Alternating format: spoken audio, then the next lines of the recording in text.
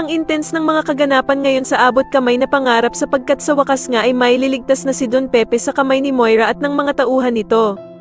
Dito nga ay matagumpay na napuntahan ng mga pulis ang hideout nila Moira at naitakas nila ang kawawang si Don Pepe.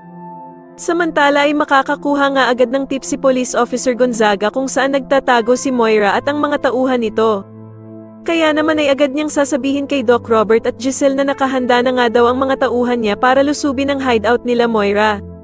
Sa kabilang banda naman matapos ngang makauwi ni Zoe sa kanilang hotel, ay isasagawa naman agad nila Moira at Balahaja ang plano nilang pagpatay kay Don Pepe.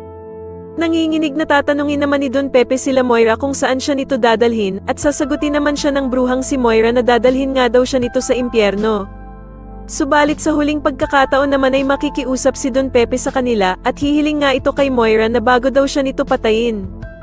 Samantala ay masasagap naman ni Annalyn ang plano ng pulis na si Officer Gonzaga na pupuntahan nito ang location kung saan nandoon ang dumukot sa kanyang lolo Pepe, at dito nga ay sasabihin niya kay Doc Linden na susunod daw siya dito.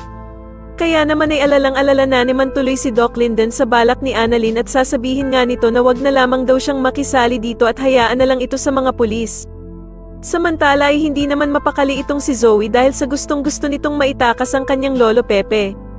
Pero dahil nga sa bantay sarado siya ng mga tauhan ni Moira, ay palihim na bibigyan na lamang niya si Don Pepe ng panturok upang mawala ng malay ang matuturukan niya nito.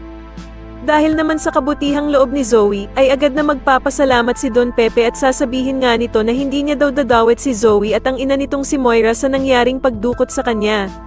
Sa tingin niyo magtagumpay naman kaya ang gagawing pagligtas ng pulis kay Don Pepe at dito na nga kaya talaga siya tuluyang makatakas, mas lalo na nga talagang nagiging exciting ang mga susunod na kaganapan kaya naman ay mas lalo pa nating abangan ang mas lalong gumigandang abot kamay na pangarap. Maraming salamat po sa inyong panonood at sana po ay masubscribe niyo ako. Maraming salamat po.